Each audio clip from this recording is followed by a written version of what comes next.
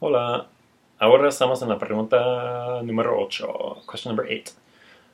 What is the standard of living like in Cervantes? The standard of living is lower than it would be in San Jose. And what I would say in general is that the standard of living, let's say, in San Jose, the capital city, it's obviously where, there's more money there and more jobs.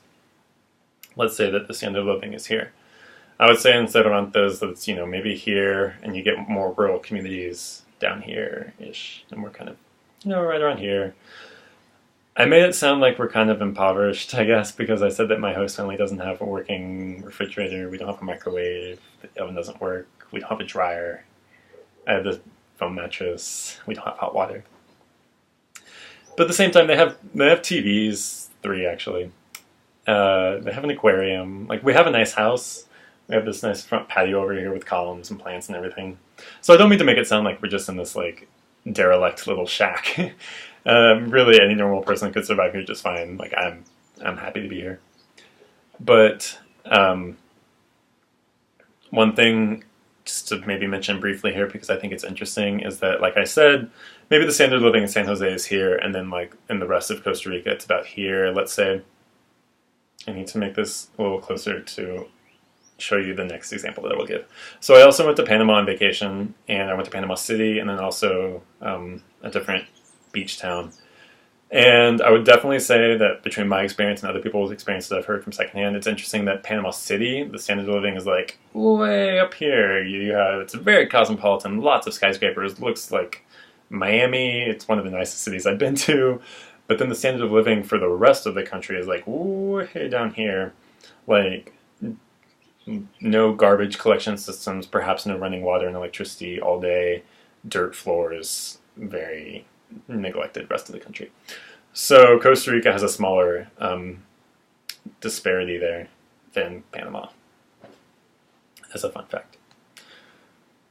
So that's the standard of living in Cervantes. And my host family has 2 cars.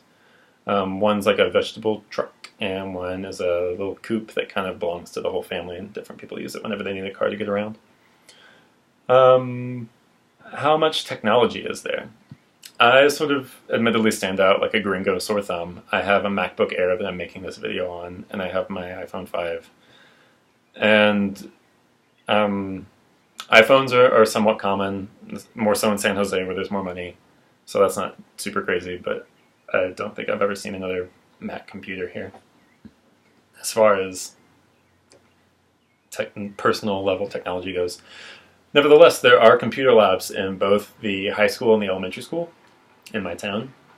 And I think that's pretty ubiquitous throughout the country to have a computer lab and to take computer classes in the escuela and colegio. Everyone in my host family has a cell phone, and there is admittedly a constant struggle for them to have enough saldo on their phone, which is like, they do, pay-as-you-go plans, and they're like always like, oh, no tengo saldo, you need to call him for me. But yeah, no, they all have cell phones. My host brother even got a small tablet thing for Christmas. I mean, it's from some brand that I haven't heard of, but yeah, no, it's a tablet all the same. So technology definitely exists. We're not totally out in, this middle of nowhere Africa, where I envision people would actually be like very isolated from technology. Not to say anything rude about the middle of nowhere Africa. Are there many cell phones and computers? So I think I kind of touched on that. Cell phones are very, very common, much like in the US. Personal computers are less so. No one in my family. So for my whole dad's extended side of the family, they have one kind of older laptop. And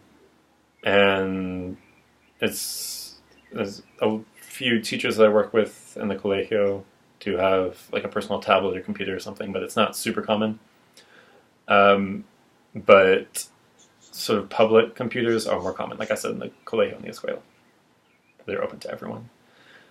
Are there American TV shows? Yes, there are. There are also Costa Rican TV shows and Mexican and Colombian and Argentine TV shows, but there are definitely American TV shows. For example, My host brother is obsessed with The Simpsons. Los Simpsons. Homero is his favorite character.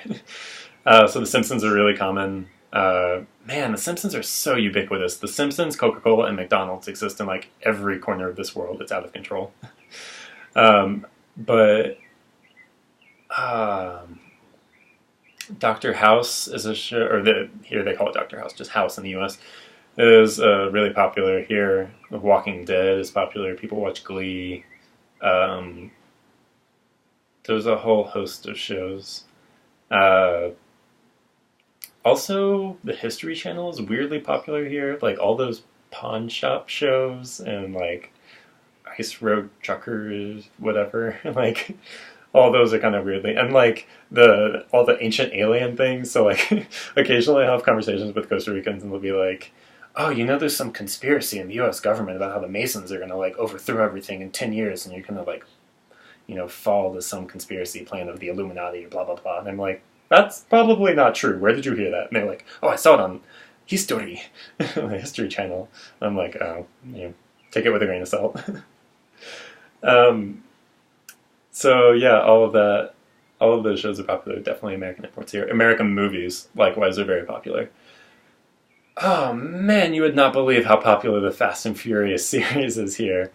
Like maybe it's just my host family, but God, just like so many people love Fast and Furious here. And when Paul Walker died, it was like as if a family member died. People were mourning about him. I mean, that's not to belittle his death. It was sad, but like the level at which they mourned him here was crazy. But like I recently went to go see Cinderella in Spanish in the movie theater here. I also saw Frozen here in Costa Rica, but the songs were like libre soy, no puedo ocultarlo más. It was all in Spanish. I've also seen some other movies here in theaters. Sometimes they're dubbed, sometimes they're subtitled, but it's really common to have American pop culture influence here. Same thing with music. There's a lot of Costa Rican music and Latin music in general, but it's also like common to hear Taylor Swift and Nicki Minaj and Maroon 5 and Beyonce on the radio here. So no one is immune to American pop culture. Kind of along that same vein, question number 9 is, what is the popular music like? So American popular music is popular here too, but more Costa Rican popular music is anything that is of the bachata style. Bachata is really popular right now. Bachata. Bachata. It has like a certain bongo style to it. That's just like this rhythm that you can hear from like immediately at the beginning of the song. You're like, oh, that's bachata. Some bachata artists that you can look up are Romeo Santos, like Romeo Santos. He has a really good song called Cancioncitas de Amor that I would recommend. Prince Royce, Royce. He's actually from New York City, but he's a bachata singer and he sings in Spanish.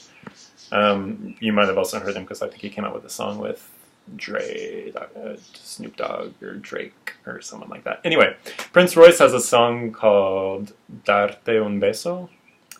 Yo solo quiero darte un beso. That was really popular for a while. I know this is maybe going to sound silly, but Enrique Iglesias is really popular here. And he's actually coming to Costa Rica in concert soon. But he has some bachata hits. El Perdedor, I believe, is but in like the bachata style. Maite Perroni is another artist who's kind of popular. Maite Perroni. She has a song called Tu y Yo that is popular here. What is Travesura? Who is that by? Pardon me while I look this up. Nicky Jam. Nicky-Jam. Nicky Jam. It's called Travesuras. That's a fun beat. It's really popular here. So you can maybe look some of those up, and that'll give you some insight into what the musical scene is like here. Let's see. Are there any artists we could listen to? I just listed some. And what are popular trends? So because what are some popular trends? That's in like, question number 9, which is all about music. So I guess maybe talking about musical trends, like I said, bachata. It's all about bachata. Sorry to give you some sort of dead time here. Let's see if I can look up real quick. Any other artists that I can recommend to you?